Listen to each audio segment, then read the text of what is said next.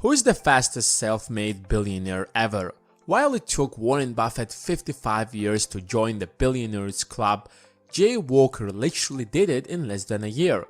He launched Priceline.com during the dot-com bubble and his net worth instantly jumped from zero to billions. But that wasn't sustainable because when the bubble burst, his net worth crashed as well, while Buffett is still on the top of the list and he doesn't seem to go anywhere anytime soon. And that's the kind of wealth you want to build. The game of money isn't easy. It's tough, competitive, and ruthless. And if you don't know the rules, you are doomed to fail. The problem with most people is that they might work super hard their entire lives, but end up poor at the end of the journey because they don't know how to let their money make even more money. In other words, they don't know how to invest. Let's assume that you have been saving money and have an extra $1,000 in your bank account. That is already an achievement because nearly 70% of Americans don't even have an extra $1,000. So instead of spending it on another useless gadget or a pair of shoes that you will wear once and then keep in your wardrobe for many years before you finally throw it away, let's assume that you're going to invest that money. But the question is, how do you invest your first $1,000?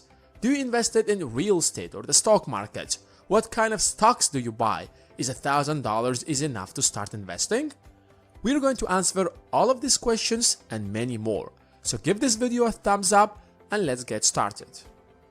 To understand what investing is and how does it works, consider this example. Let's say you worked so hard and saved $300,000. You can pay a visit to a Ferrari store and get yourself a luxurious car and let everyone know how successful are you. Or you can buy real estate and rent it out. Every month you will receive at least $2,000. If you decide that you no longer want to keep receiving the $2,000 paycheck every month, you can sell it and get back your initial investment. In fact, the value of your investment might even appreciate, so you will sell it for a higher price. And that's how money makes money. But you can't buy real estate for $1,000. That's not even enough for a down payment. However, that doesn't mean you can't invest that $1,000 elsewhere and let it grow. The easiest way is just to deposit it into a savings account and generate interest. But why would the bank pay you for keeping your money in the bank? Shouldn't they charge you instead? No. You see, the bank is going to take your money and loan it to someone else at a higher rate and would share with you a portion of that profit. That's how banks work in short. The only problem with this strategy is that interest on deposits account is so low that it doesn't worth it. The highest rate you probably can get is 0.8%, which means that if you invest $1,000 into a savings account, 12 months from now, you will receive an extra $8, which is extremely low because the Fed targets an inflation rate of 2 to 3%, which means if you're not getting at least 2 or 3%, over time, the real value of your $1,000 will depreciate, which means you can buy with it less goods every year. But why interest rates are so low on deposits account?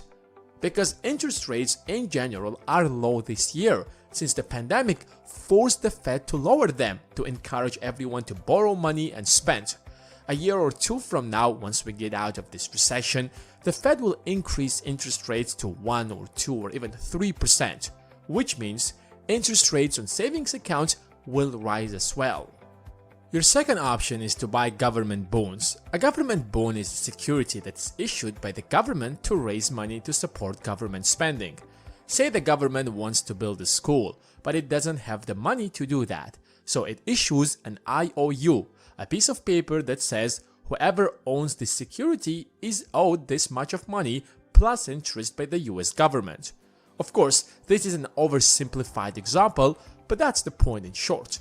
Government bonds are heavily influenced by interest rates. So, since interest rates are extremely low this year, government bond rates are less than 1%. But 2 years ago, when interest rates were high, government bonds rates were as high as 3%, which is not bad since the government bonds are the safest investment you can ever make. Any investment carries with it a certain level of risk. If you're loaning money to the US government, what are the chances that the US government will default on its loan? For the US government to go bankrupt, the entire US economy might have to fail. That's why US government bonds are considered the safest investment in the world. But if you want to make a higher return, let's say 10, 20 or 30%, then you have to consider investing in the stock market. For example, Amazon's stock price increased by over 80% just this year. Google's stock price rose by almost 30%. Tesla's stock increased by 721%. Yes, you heard that right, 721%. Then the question is, why would anyone invest elsewhere when they can double or even triple their money in the stock market? The answer is risk. When it comes to government bonds, for example, there isn't much risk. In fact, it's risk-free to a certain extent. But when it comes to individual companies, there is a risk that the company might fail. It might report negative earnings. Pretty much any negative news can drive the stock price down. The company might release a product, and if the public doesn't like it, that can make some negative headlines, which can drive the price down.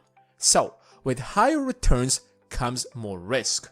Apple is a well-established company, and its chances to fail are way lower than Tesla, for example.